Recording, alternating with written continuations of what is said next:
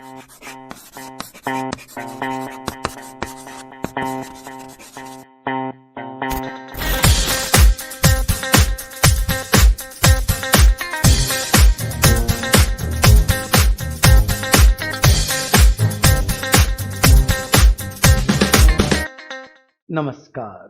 ये आकाशवाणी है और आप सुन रहे हैं आज के मुख्य समाचार। पिछले हफ्ते के समाचार में आपसे पूछा गया कि ये जो इमारत आप देख रहे हैं, ये कौन सी इमारत है और कहाँ है और क्यों इस इमारत की तस्वीर आपको यहाँ पे दिखाई गई है ना? ऑलराइट गाइस, तो बहुत सारे आंसर्स मुझे मिले इसके। सबने पहचाना कि ये आरबीआई है, कोलकाता है, काली पीली टैक्सियों से सबको पता चल गया कि दिस इज कोलकाता। और फिर सवाल ये था कि भाई क्या कारण है, what is the reason for giving this photograph. तो I am very happy that we receive more than 50 answers and many of you were able to identify the answer. और आपने बताया कि सर पहले कभी किसी जमाने में आरबीआई जो है उसका ओरिजिनल हेड ऑफिस जो था वो कोलकाता में हुआ करता था। बच्चों समझ रहे हो बात को? 1935 की ये इमारत है जब कोलकाता में हेड ऑफिस हुआ करता था आरबीआई का। लेकिन वेरी सून 1937 में उसे मुंबई शिफ्ट कर दिया गया। 1937 में उसे मुंबई शिफ्ट कर दिया गया एंड फिर then onwards obviously it has been in Bombay. So congratulations, wonderful, बहुत बढ़िया, आप लोगों ने इसका जवाब दिया। You made me so proud, fantastic, बहुत ही बढ़िया। Big shout out for all the people who were able to answer correctly. चलिए, तो आरबीआई के बारे में बात करते हैं कि आरबीआई बच्चों, contrary to what everybody would normally think, initially जब बनी थी वो एक प्राइवेटली ओन्ड बैंक थी। Privately owned. तकरीबन बेटा 5 करोड़ रुपए का ऑथराइज्ड कैपिटल था, जिसमें से गवर्नमेंट का सिर्फ एक नॉमिनल 2 लाख रुपए का शेयर कैपिटल था। बाकी सब कुछ प्राइवेटली ओन्ड था। तो आप समझ सकते हैं कि 2 लाख रुपए की नॉमिनल शेयर कैपिटल की ओनरशिप थी गवर्नमेंट की आरबीआई में। So it was in all sense it was a privately owned institution. But after independence when we realised that जो जिम्मेदारियां हमें एक एपेक्स बैंक को देनी है फाइनेंशियल सिस्टम को संभालने के लिए, उसके लिए बेहद जरूरी है कि वो नेशनलाइज्ड हो, तभी वो देश के हित में काम करेगी, राष्ट्रीय हित में काम करेगी। और इसलिए 1949 में प्राइवेटाइज कर दिया, नेशनलाइज कर दिया गया। 1949 में नेशनलाइज कर दिया गया। नेशनलाइज कर देने का मतलब क्या हुआ? प्राइवेट ओनरशिप हटा के बेटा उसकी ओनरशिप जो है वो कर दी गई गवर्नमेंट के हाथ में। ठीक है जी। Function of RBI as per its preamble. Preamble एक बड़ा ही प्यारा वर्ड है, आई एम श्योर आप लोगों ने इससे पहले सुना होगा। हाँ जी, क्या मतलब होता है बेटा प्रियम्बल? कहां सुना है हमने इससे पहले? सर प्रियम्बल हमने सुना है कॉन्स्टिट्यूशन के साथ। कॉन्स्टिट्यूशन यानी कि भारतीय संविधान, ठीक है ना? संविधान, भारतीय संविधान जो है, कॉन्स्टिट्यूशन ऑफ इंडिया जो है, वो जब शुरू होता है तो उससे पहले वी द पीपल,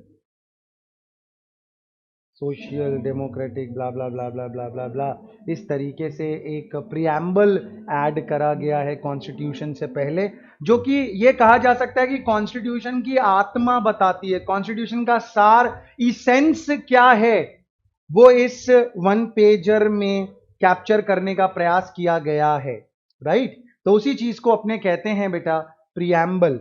तो अब आपको ये प्रियम्बल वर्ड लॉ में कई जगह शायद देखने को मिले, तो आपको इसे समझ जाना है कि जब किसी इंस्ट्रूमेंट की या किसी डॉक्यूमेंट की शॉर्ट में उसका एसेंस कैप्चर करना, उसका सार कैप्चर करना, उसकी इंपॉर्टेंट जो एथॉज हैं, जो उसका इंपॉर्टेंट प्रिंसिपल्स हैं, उनको अगर शॉर्ट में बयान करना हो तो उस चीज को अपने कह देते हैं प्रियम्बल। ठीक है जी, बहुत बढ़िया जी, वंडरफुल। तो हमने देखा कि function of RBI as per its preamble में पहला, regulate issue of bank notes. ये तो आपको बताने की जरूरत नहीं है मेरे बच्चों कि बैंक नोट जो होता है वो सिर्फ और सिर्फ कौन इशू करता है? ऑब्वियसली सर, आरबीआई इशू करती है। बैंक नोट जो होते हैं, हमने देखा है सारे नोटों के ऊपर लिखा हुआ रहता है रिजर्व बैंक ऑफ इंडिया। क्या लिखा हुआ है? रिजर्व बैंक ऑफ इंडिया, है ना? ये रहा रिजर्व बैंक ऑफ इंडिया। अब मेरा आपसे एक सवाल है बेटा कि इसमें आपके पास में भी आपने एक नोट देखा होगा ऑफ कोर्स। इस नोट पे आप देखिए, यहां पे कुछ लिखा हुआ है इंग्लिश और हिंदी में, है ना? देख पा रहे हैं? मैं आपको पढ़ के सुनाता हूं क्या लिखा हुआ है। यहां पे लिखा होता है, मैं धारक को 500 रुपए अदा करने का वचन देता हूं। I promise to pay the bearer the sum of 500 rupees. यानी कि ये कागज का टुकड़ा जो है वो ये कह रहा है कि अगर ये कागज का टुकड़ा लेके कोई आरबीआई के पास जाएगा, क्योंकि नीचे साइन आरबीआई के गवर्नर का है बच्चों, नीचे साइन आरबीआई के गवर्नर का है। आरबीआई के गवर्नर ने ये वादा करा है, ये वचन दिया है कि अगर उसके पास में कोई ये कागज का टुकड़ा लेके जाएगा, अगर उसके पास में कोई ये कागज का टुकड़ा लेके जाएगा तो वो उसे 500 रुपए दे देगा। ये बात बोली गई है और इसकी गारंटी ले रही है सेंट्रल गवर्नमेंट। आप अगर देखेंगे नोट में यहां पे लिखा हुआ है केंद्रीय सरकार द्वारा प्रत्याभूत, अर्थात guaranteed by the central government. यानी कि इंडिया की सेंट्रल गवर्नमेंट जो है वो ये कह रही है कि भाई हम गारंटी ले रहे हैं। आरबीआई का गवर्नर जो कह रहा है वो बात सच्ची है। आरबीआई का गवर्नर कह रहा है कि जो भी ये कागज का टुकड़ा उसके पास लेके जाएगा तो वो उसको 500 रुपए पे कर देगा। आरबीआई का गवर्नर उसको 500 रुपए दे देगा। तो अब सवाल यह है कि अगर आरबीआई का गवर्नर 500 रुपए देगा तो ये क्या है?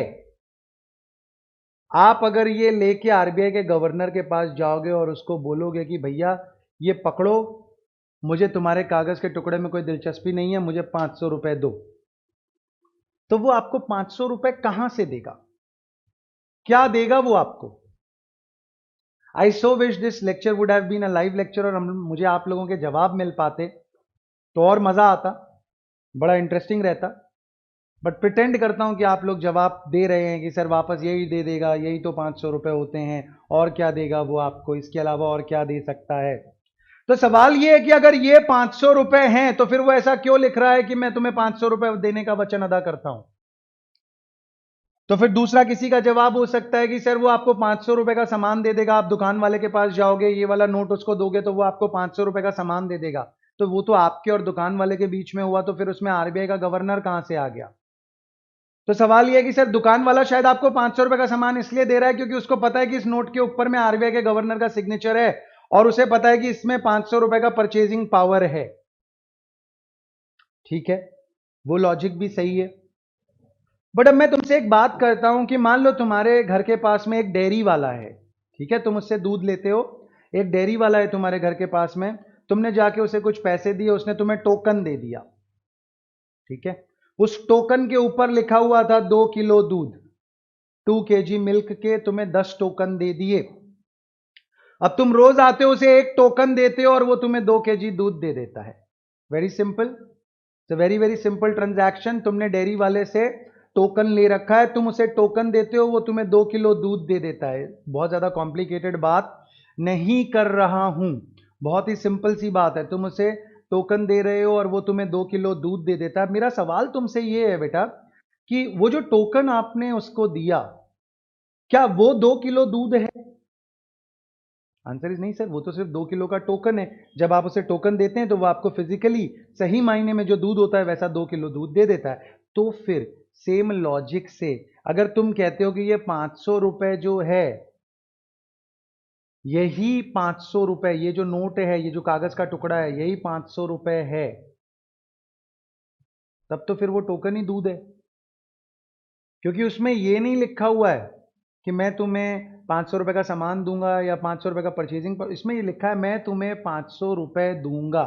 तो तुम जब आरबीआई के गवर्नर के पास जाओ, तुम्हें कल को अगर वो मिल जाए कहीं पे कमाटी बाग में घूमता हुआ, तुम उसके पास जाते हो और कहते हो कि भैया ये कागज का टुकड़ा अपना रखो, मेरे किसी काम का नहीं है, फाड़ के फेंक दूंगा मैं ये, मुझे चुपचाप 500 रुपए का पेमेंट करो, तुमने इसमें लिखा है तुम मुझे 500 रुपए दोगे, तो लाओ मेरे 500 रुपए।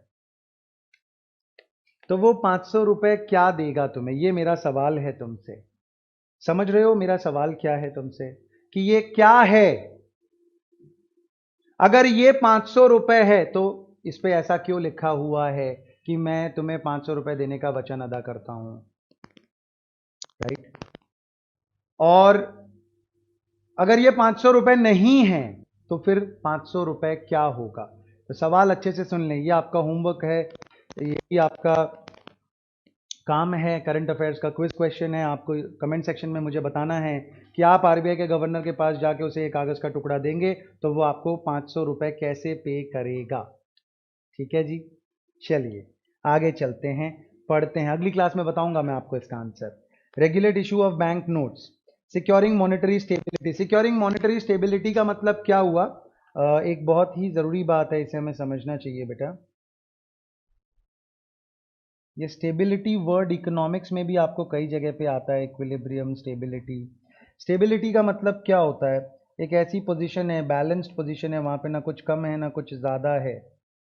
तो हमें स्टेबिलिटी, इंपोर्ट और एक्सपोर्ट के बीच में स्टेबिलिटी होनी चाहिए, इनकम और एक्सपेंडिचर के बीच में स्टेबिलिटी होनी चाहिए। यहाँ पे स्टेबिलिटी का मतलब क्या है? एक तरफ होता है बेटा इन्फ्लेशन और एक तरफ होती है ग्रोथ। अब ऑब्वियसली हर गवर्नमेंट, हर रेजीम, हर सरकार ये चाहती है कि ग्रोथ रेट बढ़े, ताकि वो छाती पीट के कह सके कि देखो हमने विकास करा है और हमने ग्रोथ रेट को बढ़ा दिया है। बट प्रॉब्लम क्या होती है कि ग्रोथ को करने के लिए आपको मनी सप्लाई बढ़ाना पड़ता है, ज़्यादा पैसे छापने पड़ते हैं। जितने ज़्यादा पैसे आप छापते हैं उतना लोगों के पास में मनी सप्लाई बढ़ता है, मनी सप्लाई बढ़ता है तो परचेजिंग पावर बढ़ता है, परचेजिंग पावर बढ़ता है तो डिमांड बढ़ती है, बहुत ज़्यादा डिमांड बढ़ती है और सप्लाई अगर उसे मैच नहीं कर पाती है तो उसके साथ साथ इन्फ्लेशन बढ़ जाता है, तेज़ी, महंगाई या फिर मुद्रास्फीति।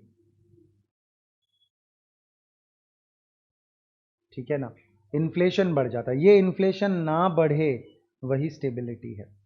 ये इन्फ्लेशन ना बढ़े, मनी की जो वैल्यू है वो स्टेबल रहे। जैसे कि बच्चों आपने सुना होगा कई बार आपके ग्रैंड पेरेंट्स के मुंह से ऐसी बातें निकलती है कि हमारे जमाने में तो 2 रुपए किलो घी मिल जाता था, ये कैसी महंगाई है।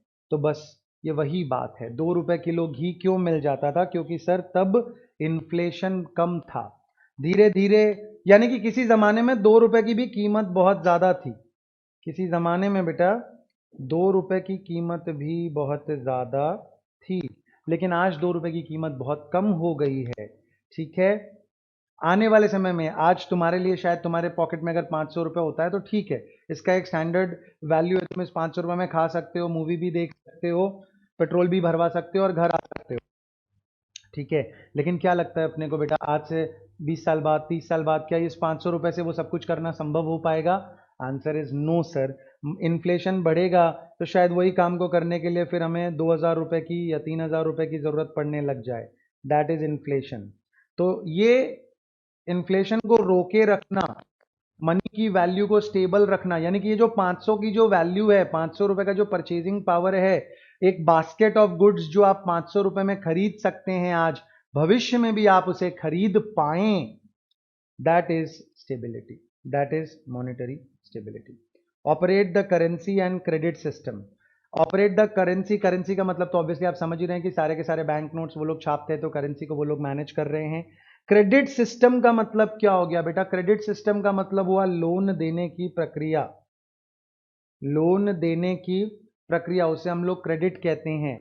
अब क्योंकि आरबीआई जो है वो एपेक्स बैंक इंस्टीट्यूशन है, आरबीआई जो है वो एपेक्स इंस्टीट्यूशन है, तो बाकी जितनी भी कमर्शियल बैंक्स हैं, शेड्यूल्ड बैंक्स हैं, उनका जो लोन देने का काम है उसको कंट्रोल करता है आरबीआई। आरबीआई ये तय करता है कि कब लोन कम दिया जाए, कब लोन ज्यादा दिया जाए, कब लोन लेना आसान हो जाए, कब लोन लेना मुश्किल हो जाए। ये सारी चीजें आरबीआई तय करता है। आप लोगों ने अभी देखा होगा कोविड के बाद से जब मंदी का माहौल बहुत ज्यादा गर्माया, रिसेशन की बातें आने लगी, तो देखिए बैंक इंटरेस्ट रेट्स बहुत कम हो गई हैं। क्यों? क्योंकि आरबीआई ने अपना रेपो कम कर दिया, रिवर्स रेपो कम कर दिया, सीआरआर कम कर दिया, एसएलआर कम कर दिया। जब आरबीआई अपने इस तरह के रेशियोज को कम करता है तो ऑटोमेटिकली बैंकों के लिए ज्यादा पैसे कम इंटरेस्ट पे लोन देना आसान हो जाता है और इस वजह से मनी सप्लाई को बढ़ाया जाता है। मनी सप्लाई बढ़ाने के पीछे यहाँ पे प्रयास है कि डिमांड को जिंदा रखा जा सके। ठीक है बच्चों, चलो जी। तो ये अपना करेंसी और क्रेडिट सिस्टम हो गया। क्रेडिट सिस्टम का मतलब आपको सिर्फ यही समझना है, क्रेडिट कंट्रोल। क्या समझना है? Credit control. क्रेडिट कंट्रोल का मतलब क्या हो गया सर? क्रेडिट कंट्रोल का मतलब हो गया कि ना हद से ज्यादा लोन दे सके बैंकें और ना ही बिल्कुल कम लोन दें बैंकें। जैसा इकोनॉमी है, इकोनॉमी की जरूरत के अनुसार लोन मिले। ठीक है जी। उसके बाद में price stability along with growth. मैंने आपको अभी बताया बेटा कि एक तरफ आपको ये ध्यान रखना है कि प्राइसेस स्टेबल रहें, यानी कि इन्फ्लेशन ना हो, और दूसरी तरफ आपको ग्रोथ भी चाहिए, दूसरी तरफ आपको ग्रोथ भी चाहिए। ये कैसी बात हो गई? ये ऐसी, ये दोनों एक्चुअली देखा जाए तो कॉन्ट्राडिक्टरी हैं। कॉन्ट्राडिक्टरी का मतलब समझते हैं? एक दूसरे को कॉन्ट्राडिक्ट करना। कॉन्ट्राडिक्ट करने का मतलब क्या होता है बेटा?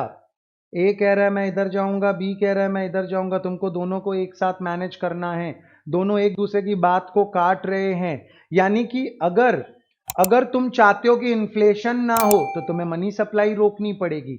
मनी सप्लाई को ज्यादा रोक दोगे तो ग्रोथ बर्बाद हो जाएगी। मनी सप्लाई को ज्यादा रोक दोगे तो ग्रोथ बर्बाद हो जाएगी। तुम अगर ग्रोथ बढ़ाने के लिए मनी सप्लाई को बढ़ा दोगे तो इन्फ्लेशन बर्बाद कर देगा देश को। यानी कि आपको क्या करना पड़ता है? आपको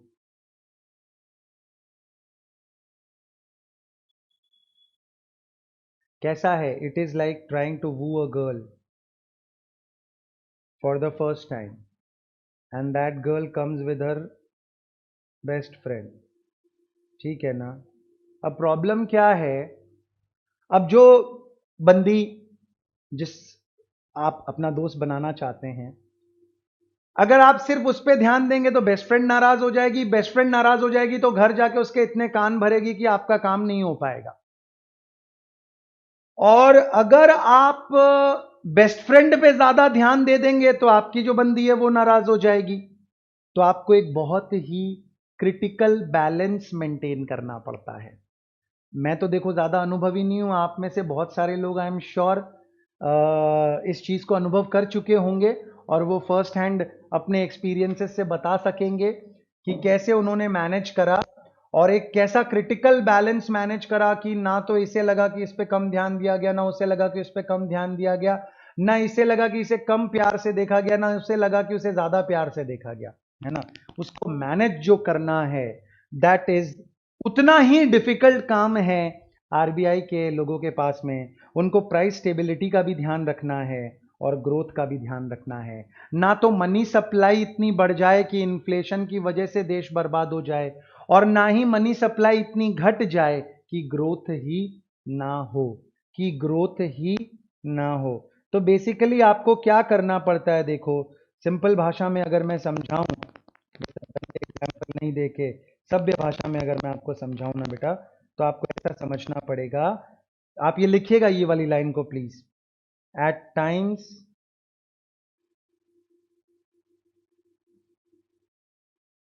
we have to tolerate inflation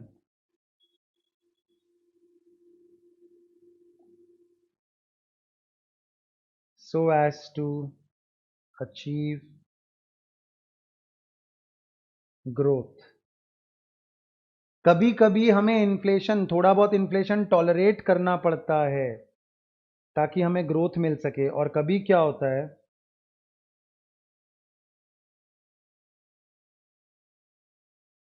eight times we have to sacrifice growth to control inflation। ठीक है, कभी कभी हमें इन्फ्लेशन को रोकने के लिए ग्रोथ का त्याग करना पड़ता है, सैक्रिफाइस करना पड़ता है। हमें समझ में आ रहा है कि हम अगर मनी सप्लाई रोकेंगे तो हमारी ग्रोथ स्टोरी रुक जाएगी, लेकिन फिर भी हम कहते हैं भैया कुछ नहीं कर सकते, उपाय नहीं है, इन्फ्लेशन ने हालत खराब कर रखी है। और आप जानते हैं ये हमारा देश है, यहां पे प्याज की कीमतों के ऊपर सरकारें गिर जाती है। वाजपेयी जी को ये बात बहुत अच्छे से पता थी बेचारे की, सरकार गिर गई प्याज के भावों पे। मोदी जी की सरकार को भी दाल के भावों पे गिराने का प्रयास किया गया है ऐसे काफी बार, बट थोड़े जिद्दी हैं वो। ठीक है, तो इस वजह से बेटा दोनों ही बातें अपनी अपनी जगह पे सही है। अब आपको देखना होगा कि उस मौजूदा हालात में, उस पर्टिकुलर सिनेरियो में आपकी जो सिचुएशन है उसमें कौन सी चीज आपके लिए ज्यादा इंपॉर्टेंट है, किसको आपको प्रायोरिटी देनी है। क्या आपके लिए इन्फ्लेशन को रोकना ज्यादा इंपॉर्टेंट है या आपके लिए ग्रोथ को पैदा करना ज्यादा इंपॉर्टेंट है। ठीक है जी, बहुत बढ़िया, चलो जी। तो ये बात हमने अच्छी अच्छी बातें पढ़ी। उसके बाद में आया आरबीआई का की रेट्स। आरबीआई का की रेट्स क्या क्या है? Okay, policy rates as on February 3, 2020। ये आपकी बुक में जो रेट्स दी हुई है बेटा मैं वो लेके आया हूं। ठीक है, ऑल्दो ये रेट्स जो हैं ये थोड़ी सी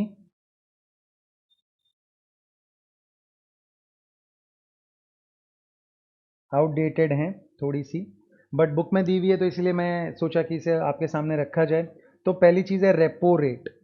ठीक है, जिन लोगों को नहीं पता है कि रेपो रेट क्या होता है, रेपो रेट क्या होता है और रिवर्स रेपो रेट क्या होता है, आइडियली आप लोगों को ये बात पता होनी चाहिए क्योंकि आप लोगों ने बेटा इसे 11-12 में पढ़ा है, स्कूल के दिनों में आपने रेपो रेट को पढ़ा है। बट अगर फिर भी आप लोगों को कोई प्रॉब्लम है तो प्लीज़ मुझे व्हाट्सएप ड्रॉप कीजिएगा। ठीक है, मेरा व्हाट्सएप नंबर है 76218562258। ठीक है जी, 76218562258। Drop me a message on WhatsApp. अगर I receive more than 30 messages तो मैं अलग से एक वीडियो बनाऊंगा on repo rate and reverse repo rate specifically, और आपको अच्छे से वो बात भी समझा दूंगा। ठीक है जी, बात समझ में आई? फिलहाल जिनको याद है रेपो रेट क्या होता है या जिनको ऐसा है कि यहाँ पढ़ा हुआ है सर हल्का सा याद दिला दीजिए, तो मैं आपको बता देता हूँ कि repo rate basically short form है for the name repurchase rate. ठीक है, इसमें बेसिकली मोटी भाषा में देखा जाए तो ऐसा ही है कि आरबीआई जो है वो आपसे कुछ सिक्योरिटीज खरीद के आपको पैसे दे देता है। ठीक है, बेसिकली उसने आपको देना लोन ही है, उसने आपको देना लोन ही है, लेकिन उसका रूपरेखा ऐसा रखा है as if it is buying two securities from you. तो आज अगर मैं तुमसे कोई सिक्योरिटीज, कुछ शेयर्स, कुछ बॉन्ड्स खरीदूंगा तो मुझे तुम्हें पैसे देने होंगे कि नहीं देने होंगे? तो ठीक है जी, 2000 करोड़ रुपए की सिक्योरिटीज थी, आरबीआई ने आपसे खरीद ली, आरबीआई ने आपको 2000 करोड़ रुपए दे के वो सिक्योरिटीज आपसे ले ली। अब ऐसा अग्रीमेंट लिखा हुआ है, रीपरचेज का अग्रीमेंट है। आपने कहा है कि जी मैं 3 महीने बाद आऊँगा और मैं आपसे आके उसे 2300 करोड़ में खरीद के ले जाऊँगा, या फॉर दैट मैटर 2100 करोड़ रुपए में मैं आपको उससे खरीद के ले जाऊँगा। तो बेसिकली आपने 2000 करोड़ का लोन लिया, 2100 करोड़ रुपए चुका दिए, यानी कि ब्याज के साथ आपने उस लोन को चुका दिया। लेकिन इस पूरी चीज़ को एक स्ट्रक्चर देने के लिए, इस पूरी चीज़ को एक टेंजिबिलिटी देने के लिए सिक्योरिटीज़ को बीच में इन्वॉल्व करा गया। ठीक है, इससे ज़्यादा अगर आप डिटेल में अच्छे से समझना चाहते हैं तो प्लीज़ मुझे व्हाट्सएप पे लिखिएगा। Repo rate, reverse repo rate, कुछ और लिखने की ज़रूरत नहीं है, ना नाम बताने की ज़रूरत है ना कोई बात, सिर्फ लिखिएगा repo rate, reverse repo rate. I will make sure कि मैं आपको वीडियो बना के उस व्हाट्सएप पे जवाब दे दूँ, but I need at least 30 messages. Police policy repo rate आ गया, रिवर्स रेपो रेट, तो रेपो रेट 5.15% है, रिवर्स रेपो रेट 4.90% है। Marginal standing facility rate 5.40, bank rate 5.40%। Bank rate मतलब बहुत सिंपल है, बैंक रेट का मतलब है जिस रेट पे आरबीआई दूसरी बैंकों को लोन देता है। Reserve rates on February 3, 2020। Cash reserve ratio जिसको सीआरआर कहते हैं ये है 4% का, और दूसरा है एसएलआर यानी कि स्टैट्यूटरी लिक्विडिटी रेशियो से 18.25% का है। हल्का फुल्का अगर मैं ये आपको याद दिलाऊं, देखिए दो तरह के रिजर्व्स होते हैं। एक बैंक है, मान लीजिए उसके पास में 1,000 करोड़ रुपए हैं, पब्लिक का डिपॉजिट उसके पास में पड़ा है, ठीक है जी। अब आप नहीं चाहते कि, आपको पता है कि बैंक के पास जो पैसा होता है, बैंक क्या प्रयास करती है, बैंक प्रयास करती है कि उस पैसे को लोन पे दे सके। क्यों? क्योंकि बैंक को अपने कस्टमर को 4% 5% का इंटरेस्ट देना है, तो बैंक उस पैसे को आइडियल नहीं रखना चाहेगी। बैंक वुड वांट कि वो उस पैसे को लोन पे दे सके किसी को 10% 12% के हिसाब से, ताकि बैंक को फायदा हो, राइट। तो बैंक ऐसा लोन देना चाहेगी, लेकिन आरबीआई नहीं चाहती कि बैंक पूरा का पूरा पैसा लोन पे दे दे। आरबीआई चाहती है कि कुछ पैसा उसका रिजर्व में पड़ा रहे, ताकि कल को अगर ज्यादा कस्टमर्स एक साथ अपना पैसा विड्रॉ करना चाहें, किसी की जरूरत के अनुसार ज्यादा पैसे विड्रॉ करने हो, तो प्रॉब्लम ना आए। तो दो तरह के रिजर्व्स होते हैं, एक होता है सीआरआर जिसको प्यार से हम बोलते हैं कैश रिजर्व रेशियो। ये वाला रेशियो जो है ये बैंकों को, तो अपन ने अभी देखा ये कितना परसेंट था, 4% था, यस और नो? हाँ जी सर, 4% था। तो 4% पे मतलब कि 1,000 करोड़ रुपए का 4% यानी 40 करोड़ रुपया बैंकों को क्या करना पड़ेगा, 40 करोड़ रुपीस बैंकों को अपना आरबीआई के पास रखना पड़ेगा। ये पैसा आरबीआई के पास ही जमा रहेगा, ये पैसा आरबीआई के पास ही जमा रहेगा। कमर्शियल बैंक के पास इस पैसे को टच करने का, इसको छीनने का अधिकार नहीं है, तो इसको लोन पे देने का तो सवाल ही पैदा नहीं होता। उसके बाद एसएलआर है जिसका मतलब होता है स्टैट्यूटरी लिक्विडिटी रेशियो। तो आपने देखा कि स्टैट्यूटरी लिक्विडिटी रेशियो जो है आपका 18% दिखाया था, 18.25% दिखाया है।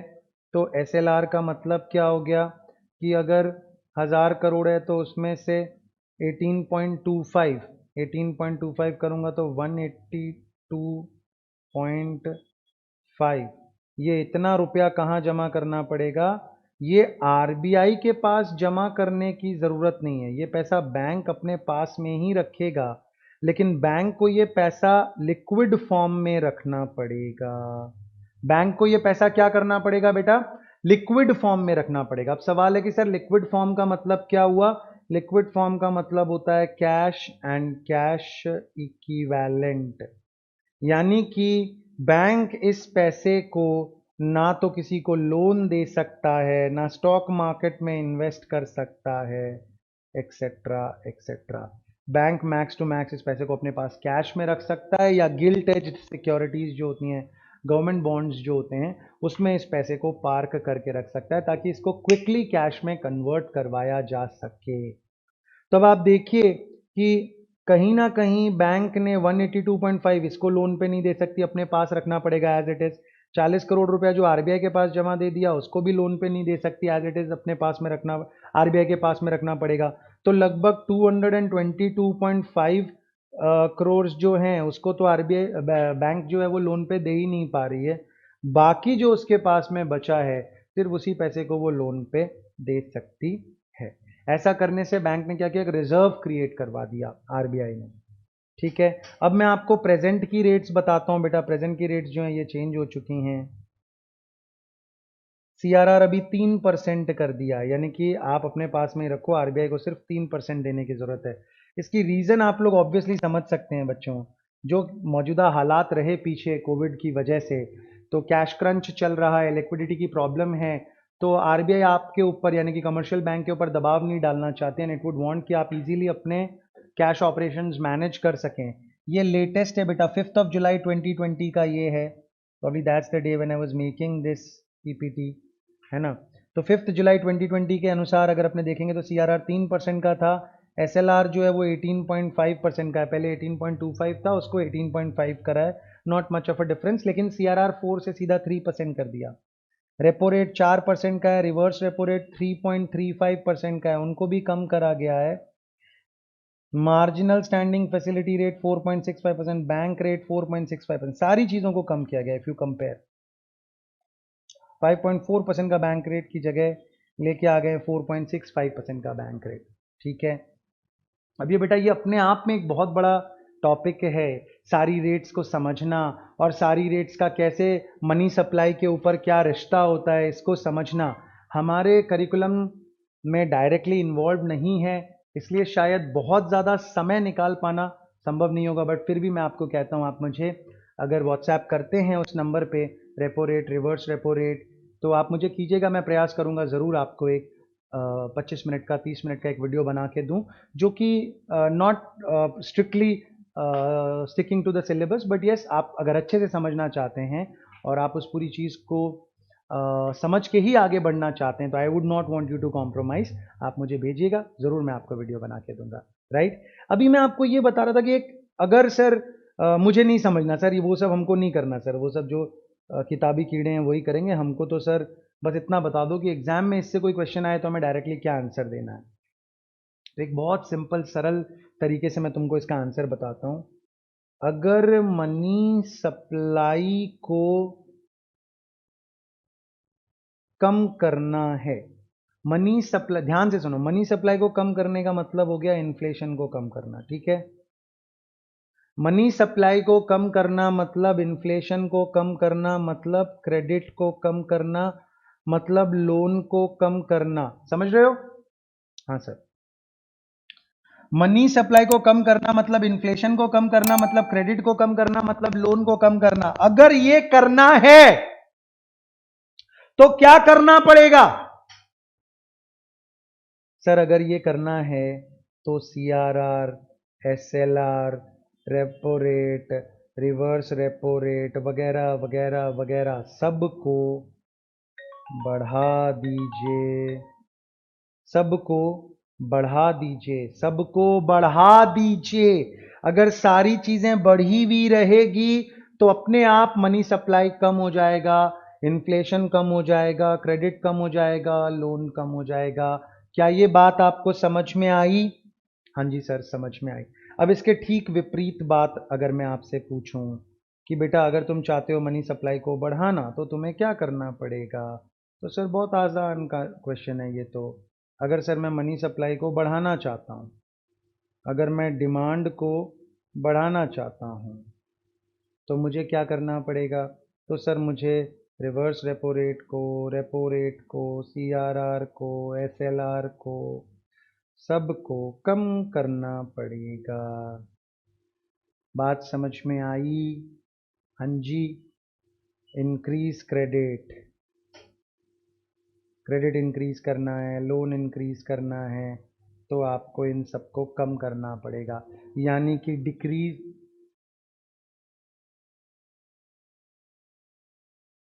Reduce rates to increase money supply and increase rates to reduce money supply. बात समझ में आई बेटा? हाँ जी सर, समझ में आया। रेट्स को बढ़ाओगे तो मनी सप्लाई कम हो जाएगा, रेट्स को घटाओगे तो मनी सप्लाई बढ़ जाएगा।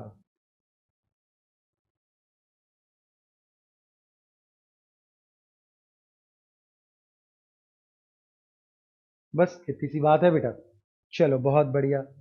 नेक्स्ट क्या है सर? नेक्स्ट हम लोग बात करने वाले हैं सेबी के बारे में। वाह वाह वाह वाह वाह, एग्जीक्यूटिव में बहुत ज़्यादा डिटेल में हमें इसे पढ़ना होगा। ठीक है, securities exchange board of India, क्या नाम है जी sir? Securities exchange board of India. अरे लगे हाँ तो कमेंट सेक्शन में RBI के गवर्नर का नाम लिख दो जल्दी, 1 2 3 क्विकली। कमेंट सेक्शन में आरबीआई के गवर्नर का नाम लिख दो। 37.21 में मैंने क्वेश्चन पूछा है, फटाफट देखें कितनी जल्दी जवाब आते हैं। आरबीआई के करंट गवर्नर का नाम लिख दो कमेंट सेक्शन में। चलो अच्छी बात। ओके, अब अपने कहाँ पहुंच गए सर? अब हम लोग पहुंच गए securities exchange board of India पे, सेबी के ऊपर आ गए। सेबी के बारे में बात करते हैं जरा। तो सेबी जो है बेटा, इसे कहा जाता है वॉच डॉग। निगरानी रखने के लिए जो कुत्ता रखा जाता है उसे कहते हैं वॉच डॉग। तो सेबी जो है वो वॉच डॉग है। अब ऐसा नहीं गली गली में चिल्लाते रहना कुत्ता है कुत्ता। हाँ, वॉच डॉग का मतलब क्या हो गया जी? यानी कि सर ये भी एक एपेक्स इंस्टीट्यूशन है। अब सर ये बार बार आप ये वर्ड एपेक्स एपेक्स हम लोग के ऊपर चिपकाते जा रहे हैं, क्या मतलब हुआ एपेक्स का? एपेक्स का मतलब हुआ टॉप, उस पर्टिकुलर फील्ड का सबसे टॉप का इंस्टीट्यूट, सबसे बड़ा इंस्टीट्यूट जो बाकी सबको गवर्न कर रहा है। तो सेबी एक्सचेंज, सेबी जो है वो एपेक्स इंस्टीट्यूशन कौन सी फील्ड का है सर? स्टॉक एक्सचेंजेस का। सारे जो स्टॉक एक्सचेंजेस हैं उनको मैनेज कौन करता है सर? सारे स्टॉक एक्सचेंजेस को मैनेज करता है SEBI, securities exchange board of India. Securities exchange board of India, इसे प्यार से हम कहते हैं सेबी। ठीक है। वॉचडॉग का मतलब क्या हुआ कि रेगुलेटर है, वहां का नियम कानून, वहां का सारा जो गवर्नेंस है वो सेबी के हाथों में आता है और सेबी ही उसको कंट्रोल करता है, मैनेज करता है। बात आपको आई होप समझ में आई मेरे प्यारे बच्चों? हाँ जी सर, समझ में आई। अभी फिलहाल देखो, सेबी कई बार आपने देखा होगा इस तरीके से न्यूज में आता रहता है बेटा। प्राइस सैट मतलब सिक्योरिटीज एपेलेट ट्राइब्यूनल होता है, वो बड़ी चीज है, रहने दो, बाद में समझो। अभी सिर्फ इतना देखो, how apex courts ruling will impact SEBI in the long run. Okay, apex court का मतलब क्या हो गया? एपेक्स कोर्ट, एपेक्स मतलब मैंने आपको बताया सबसे ऊपर, सबसे बड़ा, जो बाकी सबको मैनेज करता है। तो इंडिया में सबको मैनेज करने वाला कोर्ट कौन सा कोर्ट होगा? Obviously supreme court of India. बहुत बढ़िया। यहाँ क्या लिखा है? SEBI titans norms on default disclosure. SEBI titans norms on default disclosure. SEBI titans मतलब कि उसने जो नियम कानून थे उनको और ज्यादा स्ट्रिक्ट बना दिया। उनके जो नियम कानून थे उन्होंने उसको और ज्यादा स्ट्रिक्ट बना दिया, मजबूत बना दिया। अच्छा जी, तस्वीर को देखो, कौन है ये? अजय त्यागी जी हैं। कौन है अजय त्यागी जी? सर चेयरमैन है सर। कैसी बात कर रहे हैं सर आप? इतना भी नहीं पता आपको? सॉरी जी। अब देख लो भैया, आपके साथ रह रह के मैं भी देखो सीख गया हूँ चीजें। तो सर चेयरमैन का नाम है अजय त्यागी जी। अजय त्यागी जी आपको बताते हैं मेरे बच्चों, वो चेयरमैन है सेबी के। अच्छा जी, WTM का यहाँ पे मतलब क्या हो गया? WTM मतलब हो गया होल टाइम मेंबर्स हैं बेटा। ये होल टाइम मेंबर्स में कौन कौन है? जी महालिंगम, बचपन के दिनों में जिन्होंने बलू का शो देखा है, टेल स्पिन, उन्हें ये नाम थोड़ा सुना सुना लगेगा, मैडम महालिंगम। माधवपुरी बुच, SK मोहंती और अनंता बरुआ, ये सारे जो नाम हैं ये लोग हैं WTM। WTM ठीक है ना जी? जी महालिंगम, माधवपुरी बुच, SK मोहंती, तो तीन तो म ही हैं। मोहंती है, महालिंगम है और माधव है, और एक अनंता बरुआ है। और ये हमारा अजय त्यागी जी है, उनका फोटो देख लो जी, देखो कितना प्यारा है Ajay Tyagi ji, securities exchange board of India. SEBI moves to ease corporate insolvency resolution process. Regulator का बोला है, regulator amends takeover code, delisting regulations to ensure time bound resolution वगैरह वगैरह। मतलब दुनिया भर के, मैंने आपको ये बेसिकली एग्जांपल क्यों दिया है कि आपको ये पता चले कि रोज न्यूज़पेपर, अगर मतलब एक ऐसी चीज़ है जिसे आप लोग देखते ही नहीं है, सख्त नफरत है आपको उससे, कचरा उठाने के लिए और कोई सामान गिर जाता है, लिक्विड गिर जाता है, तो उसको पहुंचने के लिए आप लोग न्यूज़पेपर का इस्तेमाल करते हो। उसके अलावा तो शायद ही करा होगा कभी। अगर कर भी लिया कभी तो सर हमने इस्तेमाल किया सर बॉम्बे टाइम्स पढ़ने में। क्या बात कर रहे हैं सर? बॉम्बे टाइम्स हम लोग रेगुलरली पढ़ते हैं, देखते हैं दिशा पाटनी क्या कह रही है ना? अच्छी बात है, वो भी बढ़िया बात है। बट थोड़ा थोड़ा न्यूज़पेपर पढ़ो बेटा। न्यूज़पेपर पढ़ोगे तो रोज लगभग तुम्हें डेली न्यूज़पेपर में सेबी का नाम तो दिख ही जाएगा। ये DHFL, दीवान हाउसिंग फाइनेंस लिमिटेड, जिसने लोगों का काट दिया, यस बैंक इसने भी लगभग काट ही दिया था, फिर बीच में गवर्नमेंट ने इंटरवीन करके इसको जैसे तैसे बचाया 6 लोगों के द्वारा इसको अक्वायर करवा के। अदरवाइज राणा कपूर साहब जिन्होंने यस बैंक को बनाया था, राणा कपूर, उन्होंने तो अच्छा खासा, समझ लो, ठीक है ना। तो माधुरी करके चले गए थे एकदम राणा कपूर जी। अब राणा कपूर की अगर मैं बात करूं, बड़ी फनी कहानी है। राणा कपूर ने अपना एक 2 साल 3 साल पहले ट्वीट करा था कि भाई मेरे जो शेयर्स हैं यस बैंक में, वो मेरे मरने के बाद में मेरी डॉटर्स के पास जाएंगे और मेरी डॉटर्स के मरने के बाद में उनकी डॉटर्स के पास जाएंगे, क्योंकि डायमंड्स को कभी बेचा नहीं जाता। हा हा हा, कितनी प्यारी बात कही राणा कपूर ने। और फिर जब बाद में ये सारा हंगामा हुआ और ये सारा टंटापा जब खुला, तो मालूम चला राणा कपूर के पास में एक भी शेयर नहीं है यस बैंक का, क्योंकि डायमंड को उसने सस्ते में होने से पहले ही बेच दिया और अपने शेयर को, प्रमोटर शेयर को फर्स्ट क्लास अच्छे कीमतों में बेच के निकल गया। और बाद में पब्लिक ने, जिसने पैसा लगा रखा था बेचारे, वो सड़क पे आ गए, 5-5 10-10 रुपए में यस बैंक का शेयर बिकने लगा। तो ये सब खेल होता है बच्चों। अब सवाल ये है कि सर फिर क्या कर रही है सेबी? ऑफ कोर्स अब ये तो होता ही है ना, पुलिस है तो इसका ये मतलब थोड़ी है कि क्राइम नहीं होता। लेकिन इमेजिन करो कि पुलिस के बावजूद क्राइम है, तो अगर पुलिस नहीं होती तो क्या होता? तो सेबी है तो फिर भी हमारे तुम्हारे जैसे लोग सोच सकते हैं कभी शेयर्स खरीदने का। अगर सेबी नहीं होता तो ये जो गुजराती भाई हो तुम लोग, माँ बहन कर दो तुम लोग, किसी को ना छोड़ो। हर्षद मेहता कह लो या केतन पारेख कह लो, है ना, बहुत आप लोग बच्चों बड़े कलाकार हैं। गुजरातियों को इतना अच्छे से आता है शेयर बाजार का घपला करना, यूनिवर्सिटी खोल सकते हैं वो लोग, गुज्जू भाई university of stock exchange fraud. ठीक है, चलो। तो ये सेबी की बात है, securities and exchange, securities and, securities का मतलब बेसिकली कुछ नहीं बेटा, स्टॉक्स, शेयर्स, डिबेंचर्स, बॉन्ड्स, इनको कहते हैं, ठीक है ना। एक्सचेंज बोर्ड ऑफ इंडिया, ठीक है। SEBI was established by government of India in 1988।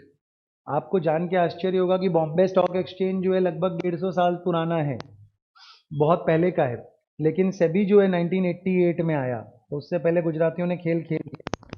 It was made statutory body, ठीक है ना, इसको स्टैट्यूटरी बॉडी बनाया गया 1992 में।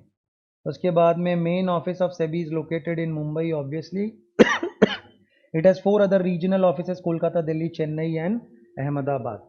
कोलकाता, दिल्ली, चेन्नई एंड अहमदाबाद। सुन के जरा मजा आ रहा है कि नहीं आपको? अहमदाबाद में ऑफिस है भैया, बता रहा हूँ तुम्हें, गुजरातियों ने शेयर बाजार को पूरा ले रखा है। जब बाकी लोग भगत सिंह बन रहे थे, खुदीराम बोस बन रहे थे, आज़ादी की लड़ाई के बारे में सोच रहे थे, पहली सिपॉय म्यूटिनी 1857 रिवोल्ट के बारे में सोच रहे थे, गुजराती आदमी ये सोच रहा था कि यार बॉम्बे में जाके बॉम्बे स्टॉक एक्सचेंज बनाया जाए तो कैसा रहेगा। और उन्होंने करा और बॉम्बे स्टॉक एक्सचेंज बना डाला गुजराती शेयर ब्रोकर्स ने। तो कमाल के लोग हैं, बहुत ही कमाल के लोग हैं। चलिए, स्कोर्स लिखा हुआ है, स्कोर्स का मतलब बताया, SEBI complaints redressal system. SEBI complaints redressal system. Complaint मतलब आप जानते ही हैं, रिड्रेस करने का मतलब उसको आंसर करना, उसका सोल्यूशन करना। Scores is an online platform design to help investors to launch their complaints pertaining to securities market, यानी कि शेयर बाजार से related complain online with SEBI. SEBI के पास आप ऑनलाइन कंप्लेन लिखा सकते हैं अगेंस्ट लिस्टेड कंपनीज। अब ऑब्वियसली लिस्टेड कंपनीज मतलब वो कंपनीज जो कि स्टॉक एक्सचेंज पे जिनके शेयर्स खरीदे बेचे जा सकते हैं। अब जो कंपनी स्टॉक एक्सचेंज पे लिस्टेड ही नहीं है, उसका स्टॉक एक्सचेंज से कोई लेना देना नहीं है। अब अगर उसका स्टॉक एक्सचेंज से कोई लेना देना नहीं है तो ऑब्वियसली सेबी भी उसके काम में दखल अंदाजी नहीं करेगा। And SEBI registered intermediaries, SEBI registered intermediaries यानी कि जो शेयर ब्रोकर्स हैं, जो ये आनंद राठी है, मोतीलाल ओसवाल है, मारफतिया है, मारवाड़ी है, ये सारे जो स्टॉक ब्रोकर्स हैं, डब्बा डब्बा कहते हैं इनको, डिपॉजिटरी पार्टिसिपेंट्स, डीपीज कहते हैं इनको। तो ये सारे सेबी के पास रजिस्टर्ड है, तो इनके खिलाफ भी अगर आपके पास कोई कंप्लेन है तो आप स्कोर्स के ऑनलाइन प्लेटफॉर्म पे जाके कंप्लेन कर सकते हैं। SC has set up a 4 month deadline for SEBI, यानी कि Supreme Court has set up a 4 month deadline for SEBI to probe. Probe करने का मतलब हुआ कि उसके बारे में जांच पड़ताल करना, इन्वेस्टिगेट करना, है ना, पूछो सॉल्व करो। Complaint received with respect to wrongful disclosures by promoters of Bharat Nidhi PNBF, कैसी बातें कर रहा हूँ मैं भी हैं। ये मतलब क्या, एक रीसेंट न्यूज़पेपर का आइटम है कि 3 कंपनीज हैं, एक का नाम है भारत निधि, एक का नाम है पीएनबीएफ और एक का नाम है कमैक। ये 3 कंपनीज जो हैं विनीत जैन और समीर जैन के द्वारा ओन करी जाती है। ये नाम बता सकते हैं कौन है? विनीत जैन एंड समीर जैन। चलिए लिख के मुझे बताइए कमेंट सेक्शन में कौन है विनीत जैन एंड समीर जैन। 47.57 पे पूछा है भैया, गूगल मत कीजिए, प्रयास कीजिए अपने आप बताने का। ठीक है, क्लू दे देता हूँ आपको, हिंट दे देता हूँ, BCCL। ठीक है, ये आपके लिए क्लू है। और एक और क्लू दे देता हूँ, वो क्लू देने से लेकिन फिर तो आंसर ही पूरा आ जाएगा।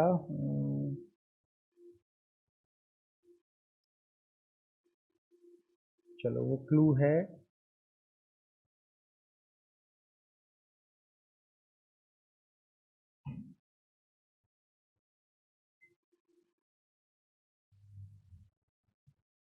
चलो ये अच्छा क्लू है, ये क्लू है, आपको बता दिया। आपको बताना है समीर जैन विनीत जैन कौन है। चलो आगे बढ़ता हूँ। SEBI on pledging of shares.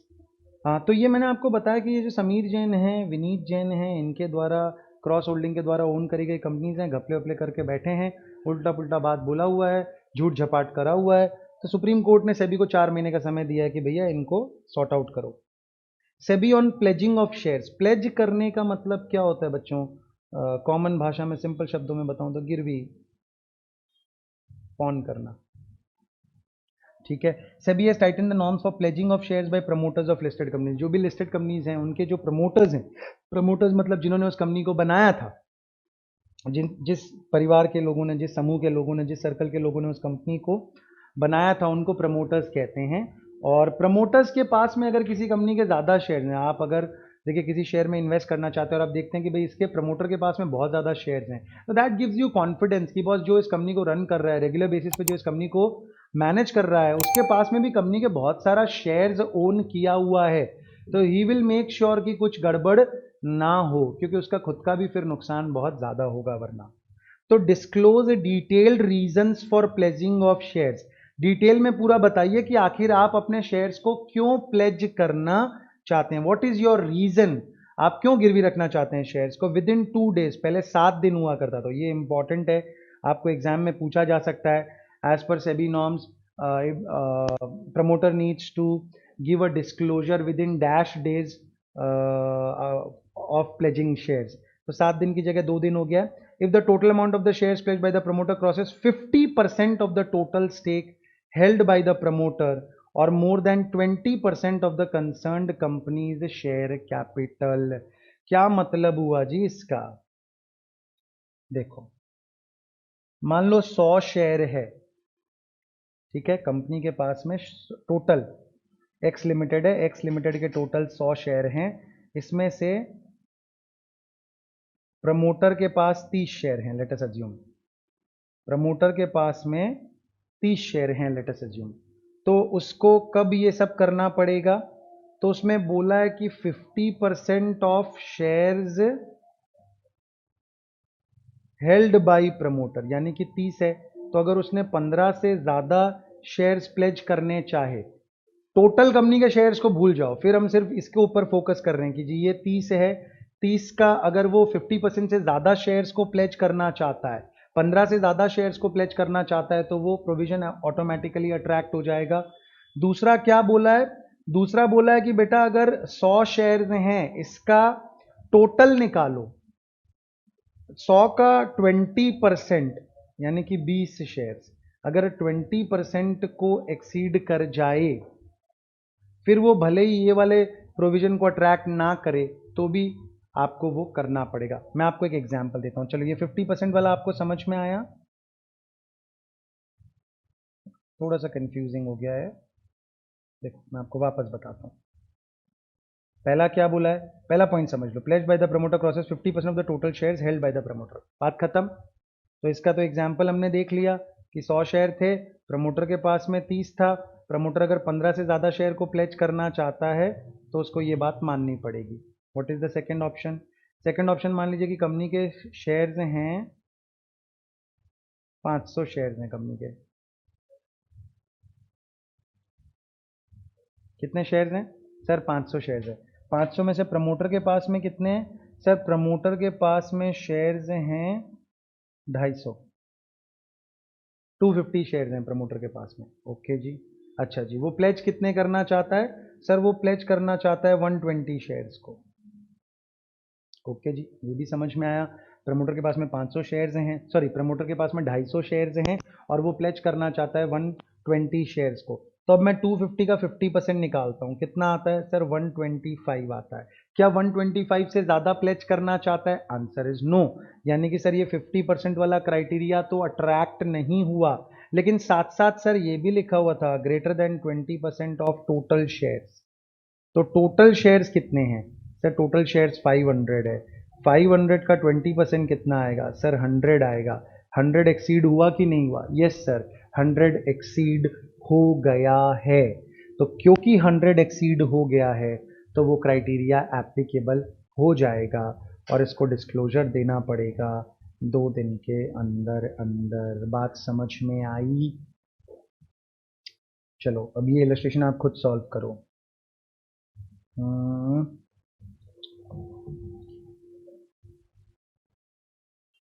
A limited, B limited, C limited, D limited.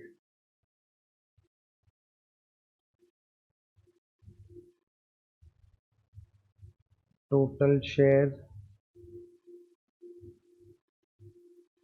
1250, 2000, 3500, 7000।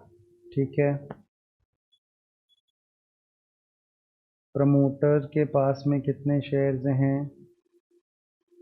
Promoter के पास यहाँ पे है बेटा 400, यहाँ पे है 900, यहाँ पे है 1800 और यहाँ पे है 4000। ठीक है, कोई दिक्कत नहीं जी सर? कोई दिक्कत नहीं। प्लेज कितने करवाना चाहता है वो?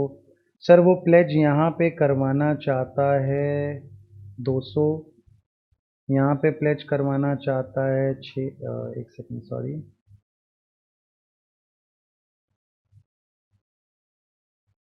450। यहाँ पे सर वो प्लेज करवाना चाहता है 600 और यहाँ पे वो प्लेज करवाना चाहता है 1600। ठीक है, आपको बताना है एप्लीकेबल होगा कि नहीं होगा। क्या एप्लीकेबल होगा सर? वही 2 दिन वाला जो नियम था, 2 दिन वाला जो नियम था कि 2 दिन के अंदर में उसको 2 दिन के अंदर में उसको बताना पड़ेगा कि नहीं बताना पड़ेगा। वही वाली बात यहाँ पे आ गई। ठीक है जी, इसका स्क्रीनशॉट ले लीजिए। होमवर्क आपको 2-3 मिल गए हैं, कुछ आपको कमेंट सेक्शन में जवाब देना है। ये वाला होमवर्क आपको ऑब्वियसली वीना मैम को मैसेज करना है व्हाट्सएप पे झटपट। आई होप कॉपी हो गया होगा, नहीं हुआ है तो इसका स्क्रीनशॉट ले लीजिए। मैं आगे चलता हूँ बेटा। ओके, अब हमारे सामने आ गया है कंपटीशन एक्ट। कंपटीशन एक्ट की बात करनी है तो देखिए कैसे प्रारूप बदला है उसका, किस प्रकार उसका प्रारूप बदला है। यहाँ पे मैंने दिखाया है MRTP, यहाँ पे मैंने दिखाया है CCI। यानी कि क्या है, देखो दोनों हैं तो गुंडे ही हैं, लेकिन गुंडों का रूप बदल गया है ना। पहले कुछ इस तरह के खूंखार गुंडे हुआ करते थे, हैं? और अब जो हैं वो थोड़े सोफिस्टिकेटेड हो गए हैं गुंडे। ठीक है जी।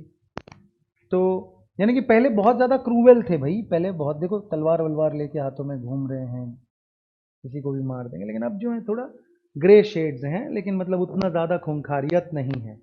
ठीक है ना, खूंखारियत कम हो गई है।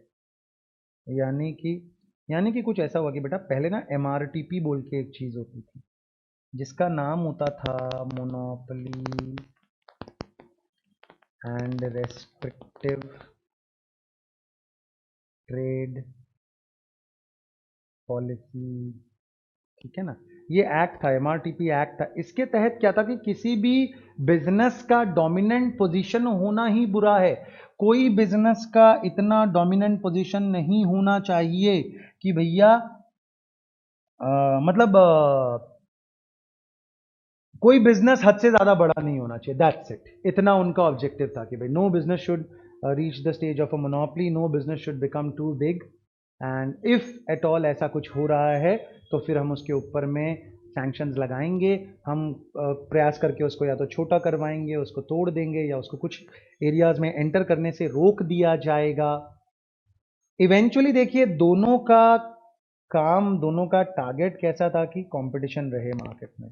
क्योंकि जब देखो मार्केट में कंपटीशन रहता है ना बेटा, मार्केट में जब कंपटीशन रहता है तो कंज्यूमर का बड़ा फायदा होता है। ये बात तो आप लोग मानते हैं। आपने भी देखा कि जब जियो आया तो जियो के आने से पहले हम लोग सर 199 रुपीज़ देते थे, 1 GB इंटरनेट मिलता था एक महीने यूज़ करने के लिए। पूरे महीने में मिला के हम 1 GB डेटा यूज़ करते थे, और उसके लिए भी हमें 198 रुपीज़ 199 रुपीज़ देना पड़ता था।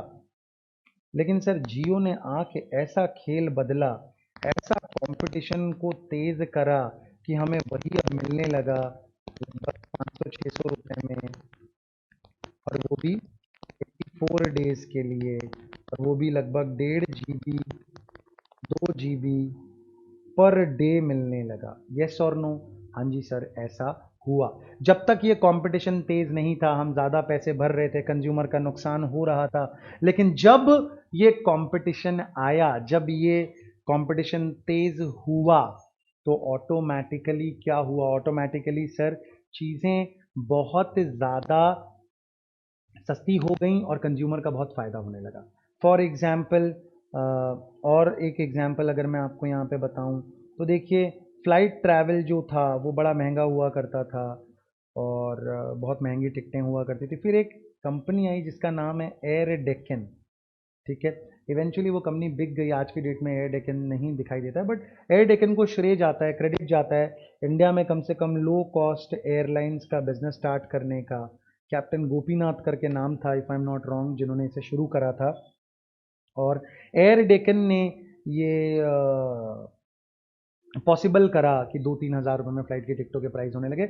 आज की डेट में ऑब्वियसली वो काम जो है इंडिगो है या स्पाइस जेट है, और अब तो काफ़ी कॉम्पिटिटिव हो गया। There is IndiGo, there SpiceJet, there GoAir, जिन सब ने ही प्राइसेस काफ़ी कम करके रखे हुए हैं। इसी तरीके से इंटरनेशनल एयरलाइंस में फ़्लाइट के प्राइसेस बहुत ज़्यादा जो थे, टाटा का एक एयरलाइन आया, क्या नाम है उसका, एयर एशिया, और टाटा ने मर्जर करके उसको चालू करा, और उसके बाद से काफ़ी इंटरनेशनल फ़्लाइट की जो प्राइसेस हैं उसमें भी फ़र्क पड़ा है। तो कंपटीशन जब बढ़ता है तो ऑब्वियसली बेटा सर्वाइव करने के लिए सबको प्राइसेस अपने कम करने पड़ते हैं, और इवेंचुअली इसमें सबसे ज़्यादा फ़ायदा किसका होता है? आंसर इज कंज्यूमर का सबसे ज़्यादा फ़ायदा होता है। बात समझ में आई? हाँ जी सर, समझ में आई। तो आप लोग भी प्रयास करके मुझे बताएं, कोई ऐसा एग्जाम्पल आप शेयर करें, कमेंट सेक्शन में लिख के मुझे बताएं कि सर ऐसा ऐसा है, और ये ब्रांड जब आई तो इसने कंपटीशन को इतना बढ़ा दिया कि इसकी वजह से जिस चीज़ का प्राइस पहले बहुत ज़्यादा हुआ करता था इवेंचुअली बहुत कम हो गया। तो जैसे आपने कॉल रेट्स वगैरह में देखा, पहले भी रिलायंस ने ये काम किया था बेटा। पहले 12 रुपये 14 रुपये जब एक एक कॉल का लगा करता था, तब उस समय धीरू भाई अम्बानी जिंदा थे और उन्होंने रिलायंस ने लॉन्च करा था, और वहाँ पे उन्होंने क्या करा था कि फ्री कॉलिंग वगैरह चालू करी थी, फ्री इनकमिंग शुरू करा था, फ्री 500 रुपये में मोबाइल देने लग गए थे, और वहाँ पे फिर कॉल रेट्स को सस्ता करा। और फिर जियो जब दोबारा आया तो उसने वापस से टेलीकॉम इंडस्ट्री को रीडिफाइन कर दिया। तो आप भी इस तरह के कोई एग्जांपल्स मुझे बताएं जो इस बात को साबित करते हों कि कंपटीशन के बढ़ने से कैसे कंज्यूमर को बहुत ज़्यादा बेनिफिट होता है, और कैसे प्राइसेस जो होते हैं वो बहुत ज़्यादा कम हो जाते हैं। बात समझ में आई कि नहीं समझ में आई?